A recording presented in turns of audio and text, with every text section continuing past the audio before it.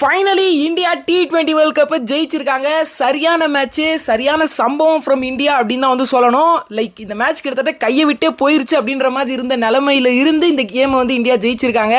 சரியான மேட்ச். முக்கியமா சொல்லணும், இந்த மேட்சோட லாஸ்ட் ஓவர் வந்து பயங்கர த்ரில்லரா வந்து இருந்துச்சு. லைக் 16 ரன்ஸ் தேவைப்பட்டுச்சு. அண்ட் எப்படி இந்தியா அதை டிஃபெண்ட் பண்ணாங்க அண்ட் இந்தியா பண்ண செலிப்ரேஷன் எல்லாத்தையும் வீடியோ நம்ம பார்ப்போம். வீடியோக்கு லைக் கொடுத்துருங்க, சேனலுக்கு புதுசாக தான் சப்ஸ்கிரைப் பண்ணிக்கோங்க. வாங்க கைஸ் வீடியோக்குள்ள போலாம்.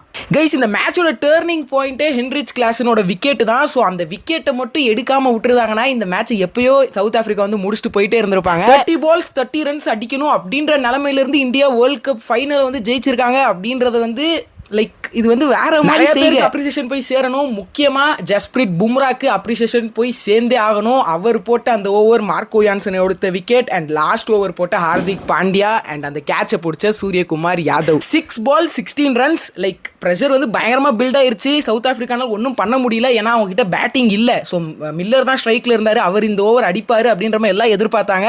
அதே மாதிரி ஹார்திக் பாண்டியா ஒரு ஃபுல் டாஸ் போட அது மில்லர் ஸ்ட்ரைட் டவுன் த கிரவுண்ட்ல அடிக்க எல்லாரும் 6ன்னு நினைச்சாங்க. ஆனா அங்க என்ட்ரி கொடுத்தாரு சூரியகுமார் யாதவ். சரியான கேட்ச், அதை பிடிச்சி அவர் பவுண்டரி ரோப்புக்கு அந்த பக்கம் போயிட்டு வந்து அதை கிளீனா வந்து பிடிச்சி முடிச்சாரு. லைக் எவ்வளோ ப்ரெஷர் இருந்திருக்கும், ஆனால் சூரியகுமார் யாதவ் கொஞ்சம் கூட அந்த ப்ரெஷர்லாம் எடுத்துக்காம என்னோட வேலை கேட்ச் பிடிக்கிறது அப்படின்னு சொல்லி கிளீனா வந்து பிடிச்சி போட்டாரு. இந்தியா கிட்டத்தட்ட மேட்ச் அங்கேயே வந்து சீல் பண்ணிட்டாங்க அப்படின்னே சொல்லலாம். அதுக்கப்புறம் பெருசாக எதுவும் நடக்கல. நம்மளோட ககிசோ ரபாடா ஒரு 4 எட்ஜ் பட்டு போச்சு. அண்ட் ஆல்சோ அதுக்கப்புறம் இந்தியா வந்து அப்படியே சிங்கிள் தட்டி ஒரு மாதிரி ஸ்டாப் பண்ணிட்டாங்க. 2 balls 9 ரன்ஸ் தேவைப்பட்டுச்சு.